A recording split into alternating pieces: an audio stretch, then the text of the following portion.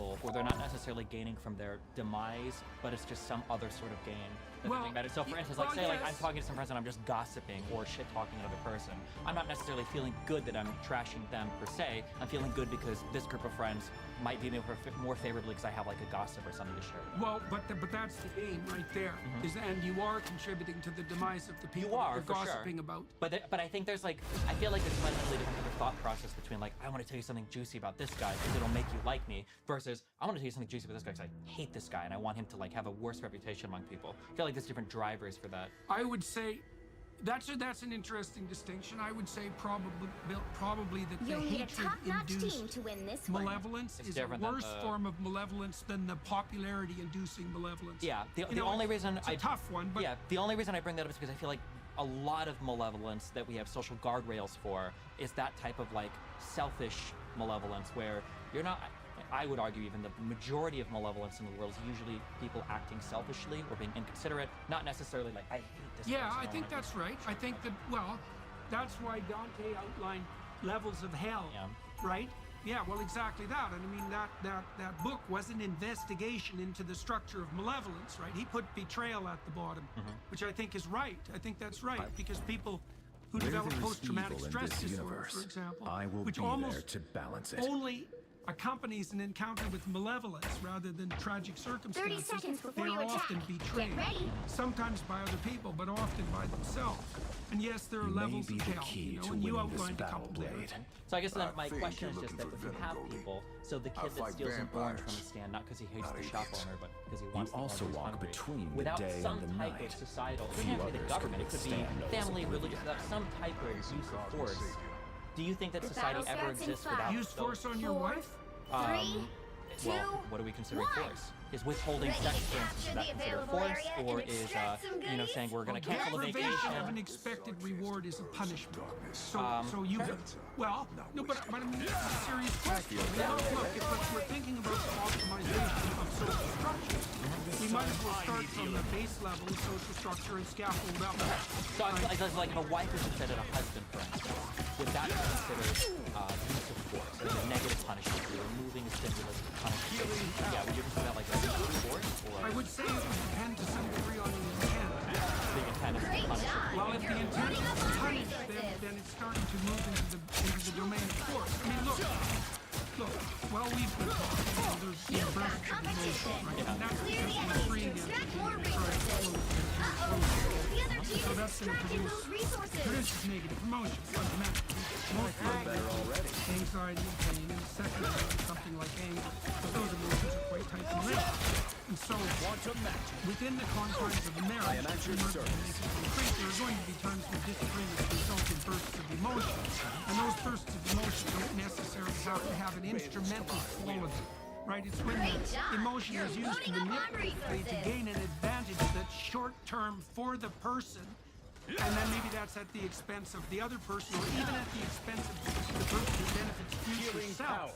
Then it starts to tilt into the manipulative. There's a tetrad of traits. So narcissism, Machiavellianism, that's manipulativeness. Narcissism is the desire for under social status. That's what you gain from Machiavellianism, narcissism, psychopathy, that's and those culminate in sadism. And that's clouding negative emotions. Fantastic! In the aftermath of the disagreement, tilting those traits, and that's what that's malevolent. That's when the problem of force starts to become paramount. I think that your fundamental presupposition was full force. I do not believe that the basis of the civilized polity is force. Put some tail in my step. Don't mess with the amazing Spider-Man! But I would say, unfortunately, that's true. I would agree with you. But if the policy isn't invitational, if I can't make a case that's powerful enough for you to go there voluntarily, then the policy is flawed. Now, it may be that we have some cases where we can't do better than foreign policy because we're not smart enough, and maybe the incarceration of criminals who have a long-term history of violent offenses is a good example of that. We don't know how to invite those people. They have a history. Generally, from the time they're from the age of 2 of not being able to play well with others. And it's a very, very intractable problem. There's no evidence in the social science literature at all that hyper-aggressive boys by the age of 4 can ever be socialized in the course of their life. The teleological evidence suggests that if you have multiple offenders, you're best bet is to keep them in prison till they're 30. And the reason for that is might be delayed maturation. You know, biologically speaking, but most criminals start to burn out around 27. So it spikes, it's a big spike with puberty hits, and then stability among the hyper-aggressive types.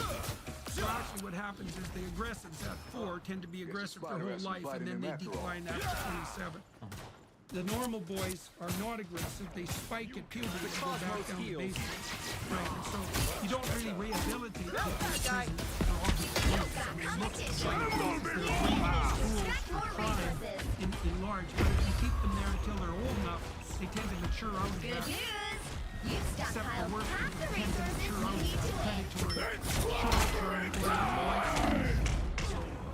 Yeah, and that's great. Force Yeah, I agree. So fundamentally, to clear my stance up, I agree that fundamentally you're not building society on force.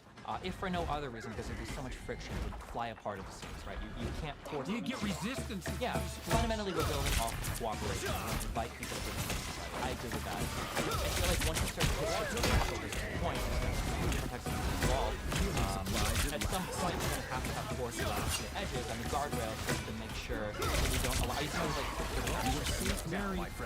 tit for tat is probably a really important part of our evolutionary biological history and an important part of the animal kingdom. And I think to some degree that tit for tat punishment is important. Force or justice? I require some aid. You can call it what it is. No, I'm curious what you think. It's a very question. Because the tit for tat is very bounded, right? Yeah. It's like, you cheat, I whack you.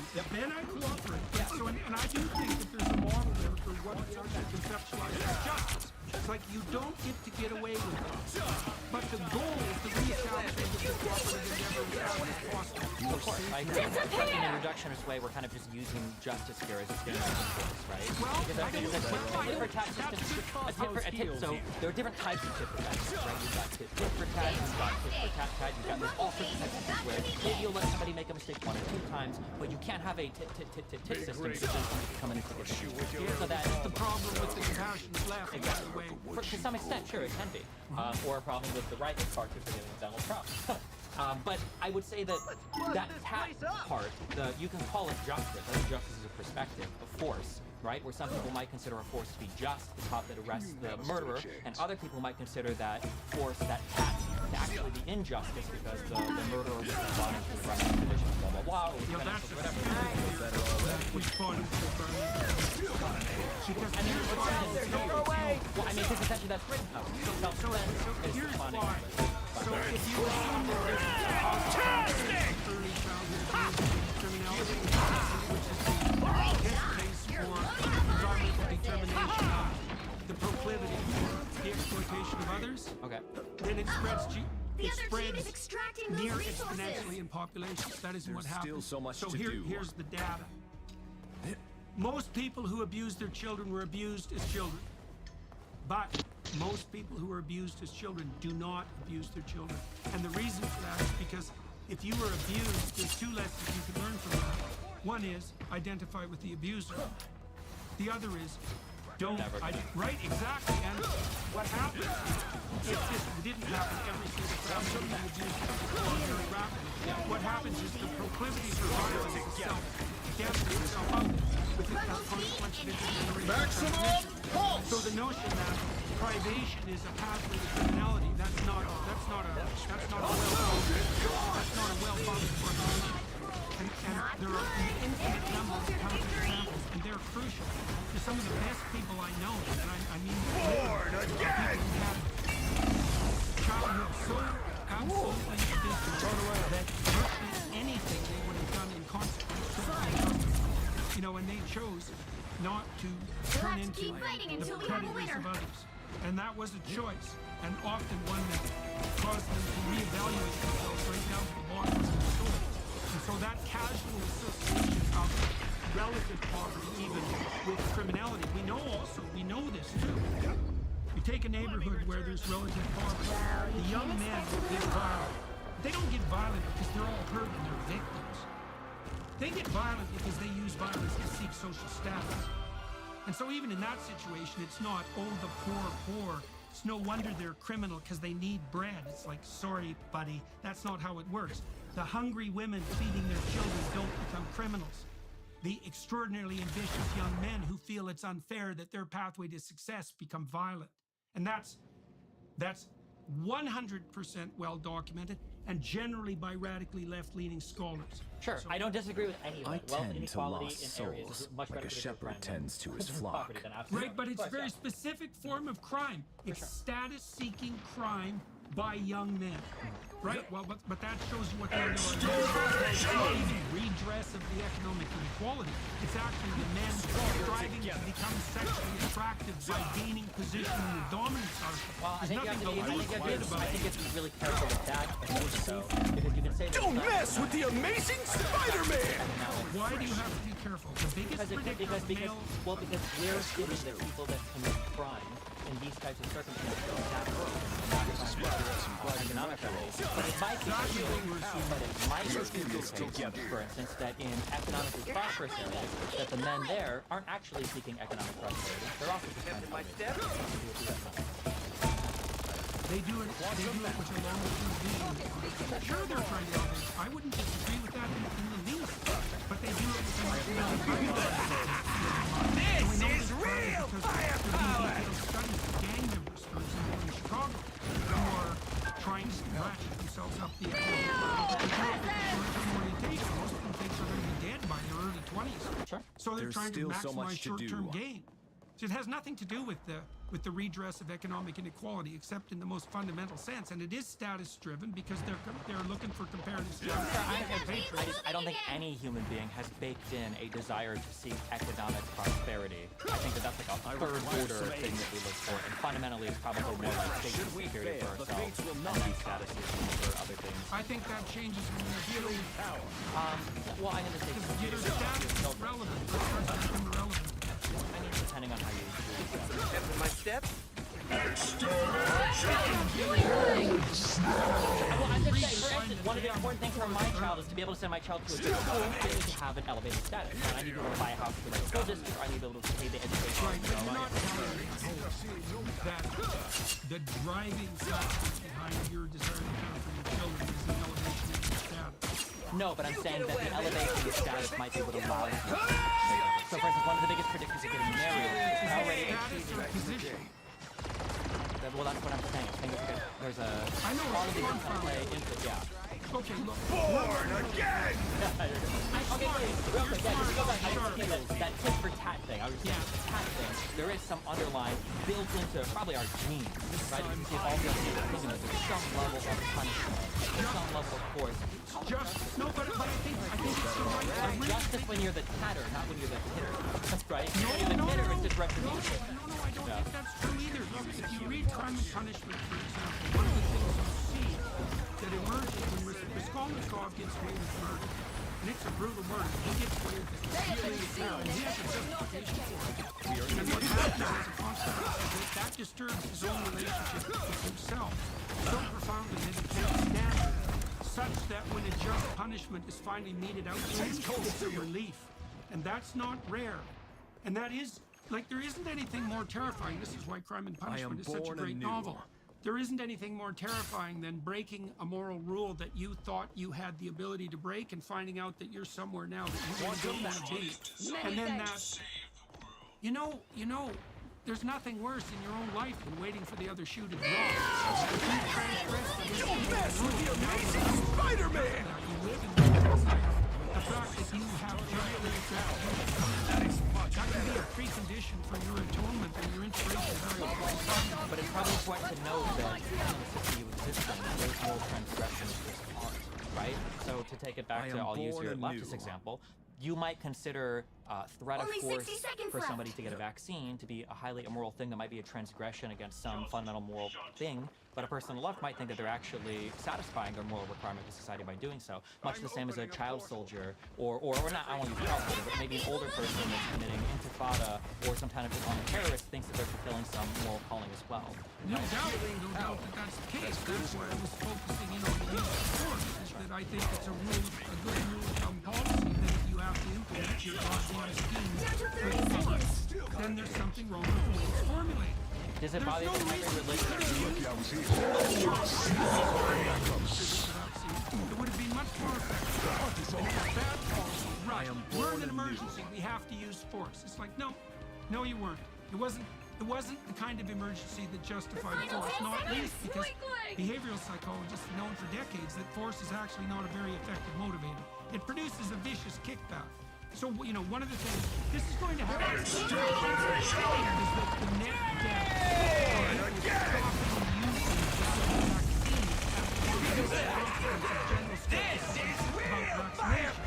going to cause, in my estimation, over any reasonable amount of time, far more deaths than COVID itself. You violate people's trust in the public health system at your great time. And you do that by using force, and we did that. And so you can see already that the voice of very this generalized skepticism that to some degree you were right in trying it. It's spread like wildfire. Because if you make me do something, I'm going to be a little skeptical of you for a long time. Well, you know, can't this expect conversation, them all. we're here voluntarily. Like, we're trying to hash things out and in good faith, you know. But neither of us compelled the other to come here, and neither of us are compelled to continue. And so that makes it a fair game. And a fair game is something that everyone can be invited to. And I suppose that's something that's neither right nor left, you know, hopefully, right? Something we could conceivably agree on. And I also think that I don't have any illusions about the fact that there are people on the right who would use power to impose what they believe to be the core, what would you say? Their core idol. Of course, the temptation to use force is rightly pointed to by the leftists The right who heroes insist could that make all power the is the difference. basis for everything. It isn't the basis for everything. That's wrong. It's I will really bring wrong. peace to this but universe, it's a severe no matter enough the cost. impediment to progress forward that we have to be very careful about it. So look, we have to stop. Sure. I want to know if there's anything else you'd like to say before we stop, because unfortunately we have to stop rather abruptly. And so I think I feel like we got pretty far into this. what are you trying to accomplish? Let's stop with that. We found out a little bit about who you are. I mean, you formulated your proclivity in terms of, to some I degree, will in terms leave of this. I will delight in bring peace to argumentation this or universe. facility We're at cutting it, 30 which you seconds. certainly Stay have. strong. The danger I in do that, the of right course, is thing that unless the you wrong can be thing is oriented more to fun. win arguments rather than to pursue the truth, and that's the danger of having a facility for argumentation. But what are you hoping to accomplish by engaging in conversations like this in the public sphere? Elevation of status, you know, that's one possibility. No, I feel like I think battle starts debate in or 5, argumentation is good because it 4, forces two sides to 3, make their ideas 2, somewhat 1. commensurate to the other. If two people are having a conversation, they have to be able to communicate their ideas to a person.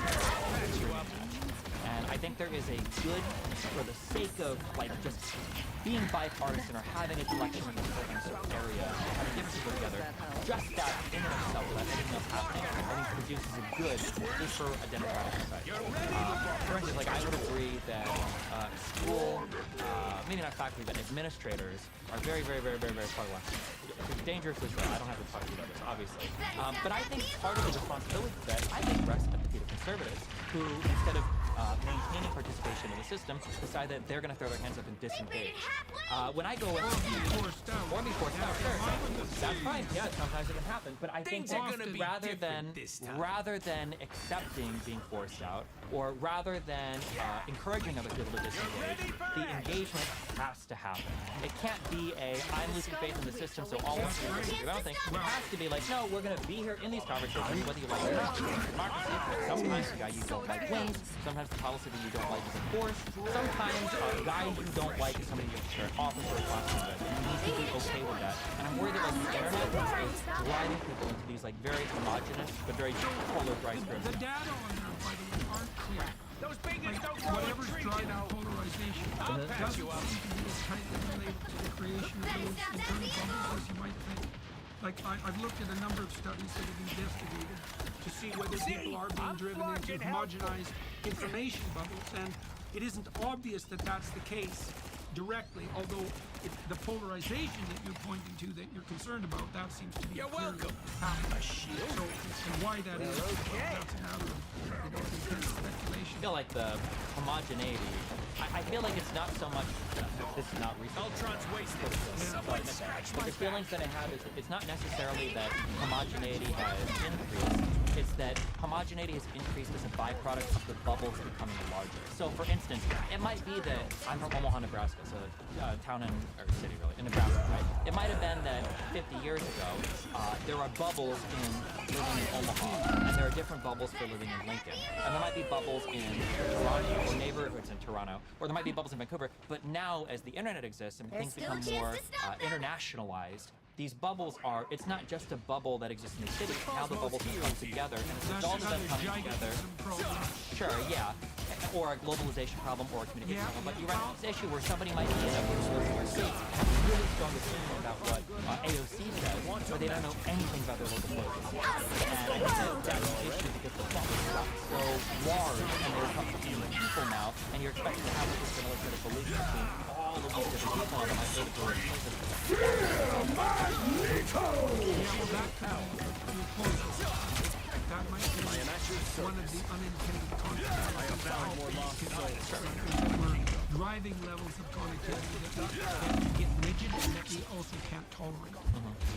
All right, well that's a good place to stop. Thank you very much for coming in today. That's much appreciated. And you're a sharp debater and good on your feet, so that's fun to see. And I do think that your closing remarks were correct. Is that the alternative to talking is fighting. So when we stop talking, it's not like the disagreements are going to we will start fighting. Yeah. Right? And for marriages too, even. Talking, right, absolutely. And talking can be very dangerous because a conversation can kill one of your cherished beliefs, and you will suffer for that. Maybe it will also help you. But the alternative to that, death by offense, is death. Destiny Right. awaits. Right. So better to substitute the abstract argumentation for the actual physical combat. For sure. Right. Sometimes, like, the worst relationships are the ones where couples fight a lot, and some Yeah, that's really bad ones are where they don't fight Well, ever, and then all of a sudden there's a, yeah.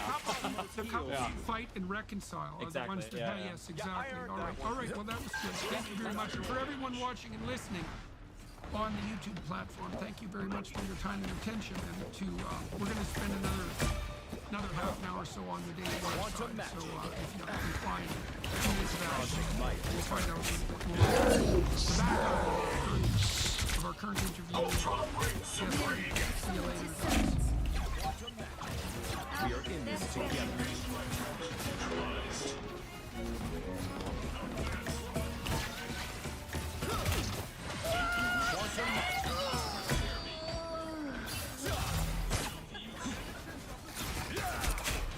Defense is compromised.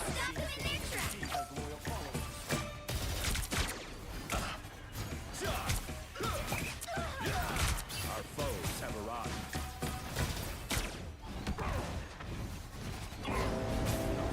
Us against the world!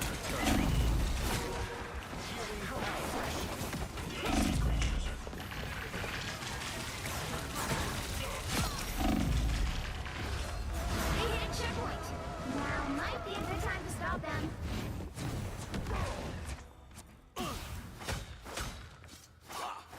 I have risen.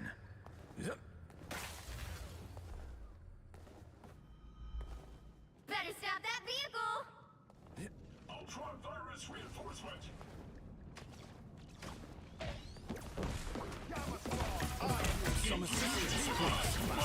Angry starfish. I feel better already.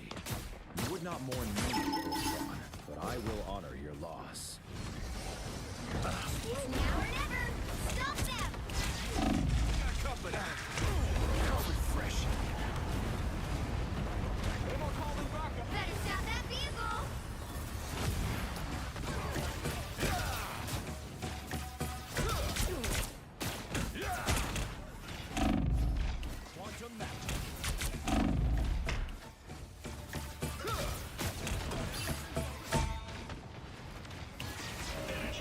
Keep your tentacles off the other fellas. Don't give them another inch. Or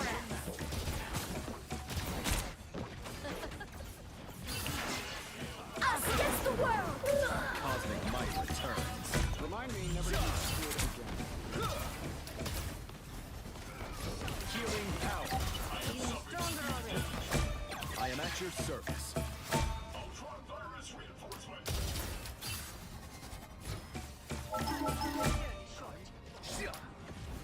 He stopped them in their tracks. I have found more lost souls.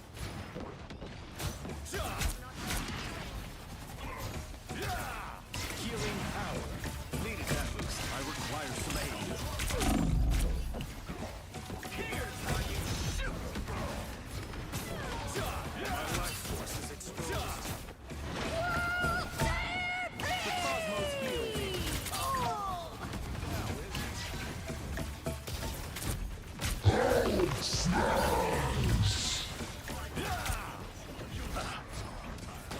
Cosmic might returns. It's better. Healing power. Born again! Fear Magneto! Fire!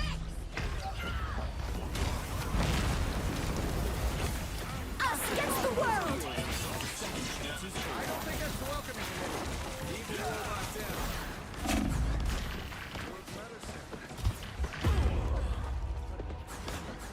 Let's wait. By the eye of Agamotto.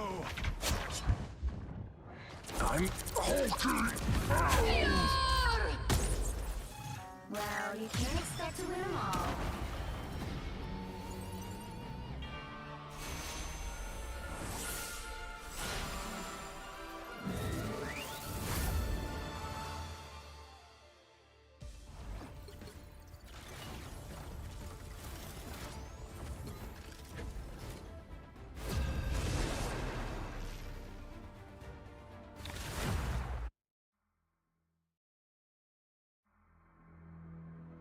Pick your hero.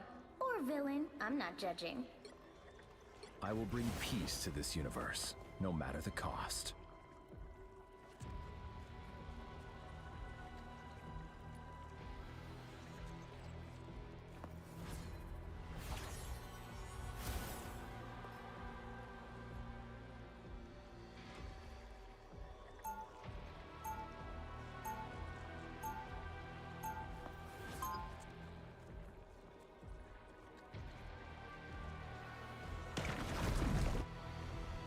I tend to lost souls, like a shepherd tends to his flock.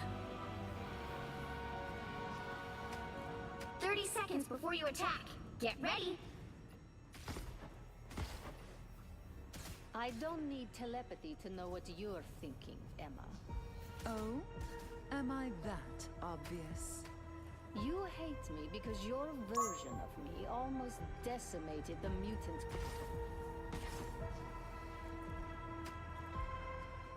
The battle starts in 5, 4, 3, 2, 1.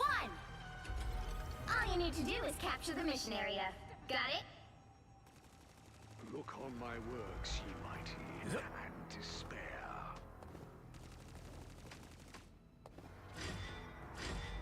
Here they come now. Watch this spot.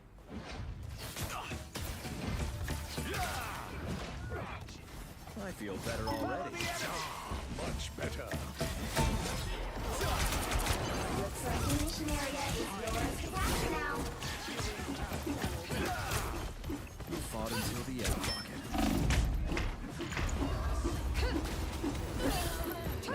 Capture the mission area! Call, and the Iron Fist will answer. I have risen.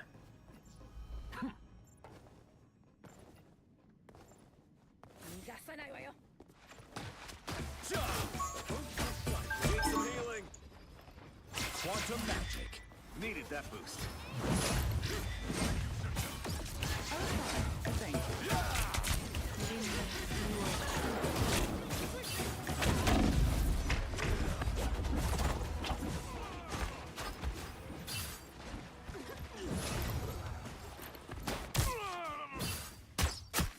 have risen. Healing power.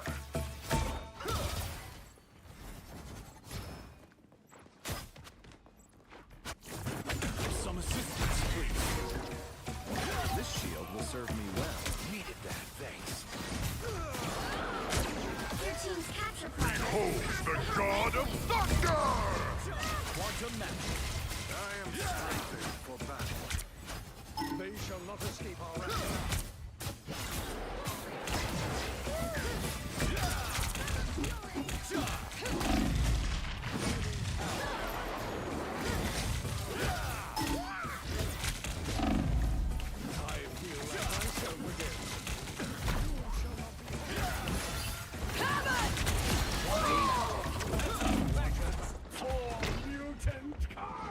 They've almost got him! Khonshu is my shield. We are undefeatable! Second chance is over.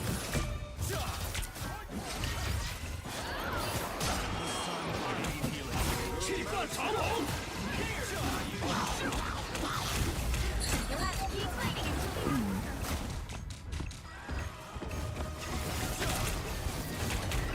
Tremble before past!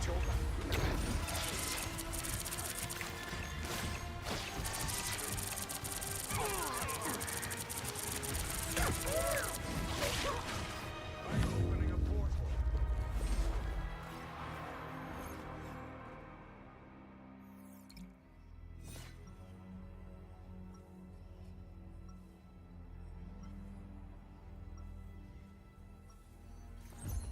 I will bring peace to this. I may be powered by chaos, but I'm trying to bring a bit of order to the universe.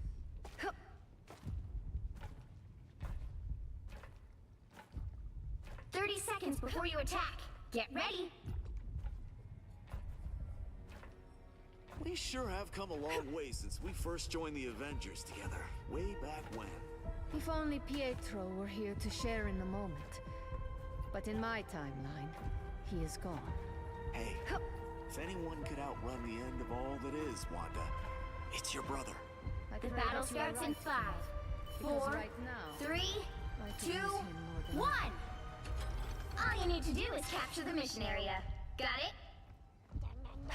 After all this time, it's nice to finally have some help saving the universe. There, ahead. I found them. What a curious place. You're not going anywhere. Ah, that's better. Looks like the mission area is yours to capture now. Behold the god of thunder! Area!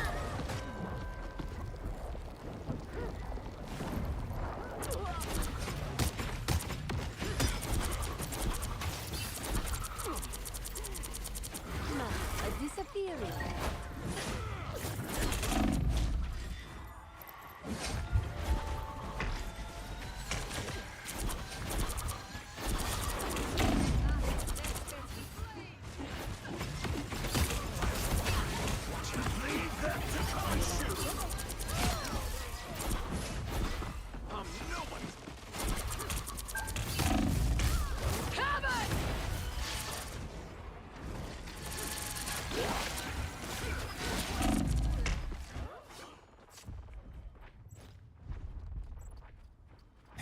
Armor patch here. Please. Hey up. My life You're is in ready for peril. action. Thank you. Your team's capture progress has passed the halfway point. Ping the bad guy. Gone. Thanks. Hurting unit here. I'll patch you up. Just what the doctor ordered. Beholds the god of thunder!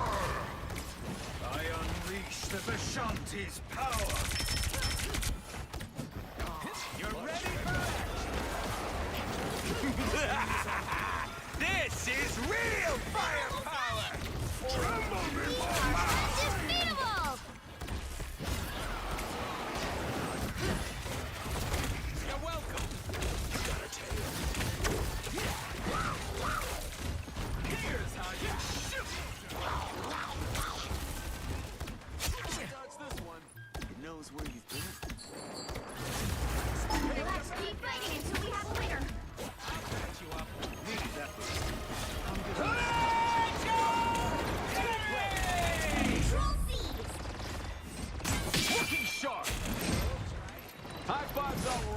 people. That's right.